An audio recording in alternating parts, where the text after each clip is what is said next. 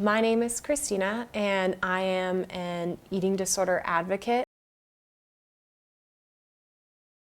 I really developed a passion for helping people with eating disorders after I overcame my own 5-year battle with anorexia. Right now, at 21 years old, I'm not really the poster child for an eating disorder. I eat 3 meals a day, I exercise regularly, and I don't think about myself or refer to myself as fat. This was not always the case. In the beginning of my eating disorder struggle, it was not really a conscious decision. I didn't just wake up one day and think, oh, I'm not going to eat today. My battle with self-hatred that I had for a very long time started when I was young. I grew up with having so much insecurity because I had this idea instilled in me at a very young age that I have to be perfectionistic, I have to reach these high standards and, I guess, achieve all the goals set before me by my family, by my schooling and things like that. So I felt that pressure very early on, and I felt so insecure when I couldn't reach those standards. It was instilled in me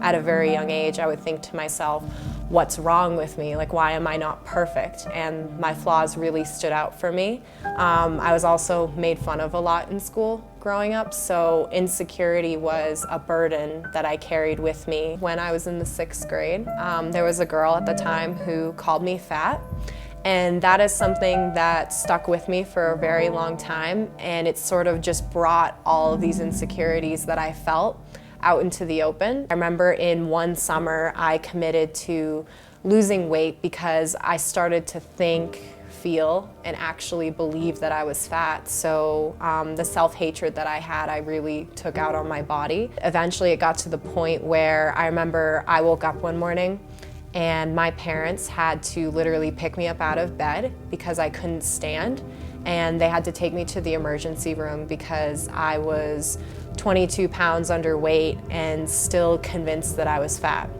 When the nurse there at the hospital asked me at this point in time if I thought that I needed to lose more weight, I just told her that 5 more pounds and I'll finally be perfect.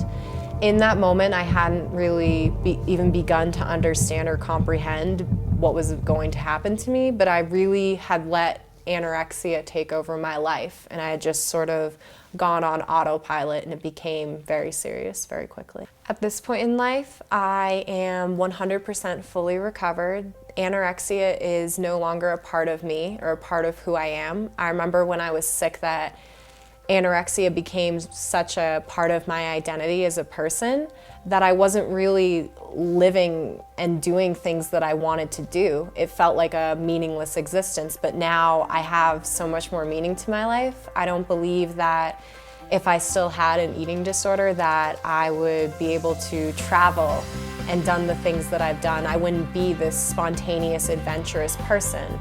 And bottom line, I wouldn't be being true to myself, being the most real, genuine version of myself. I've seen that, the hard work has really paid off.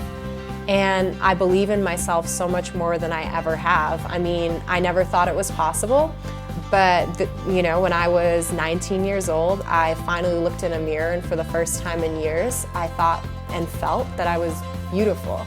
And there's nothing better than having that feeling where I don't feel sick anymore. I don't carry and harbor around those feelings. I've learned how to face them and cope with them in a healthy way, and then let them go. And an eating disorder is no longer a part of my life or my future.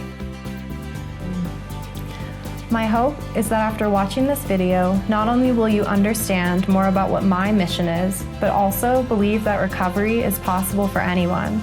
I never thought that I would be able to love the way I look in the mirror, have a consistently positive body image, feel the freedom that comes from being true to myself, and be able to live a wonderful life where food is a pleasant experience for me. If you or anyone you know is struggling with feeling badly about their body, please contact me.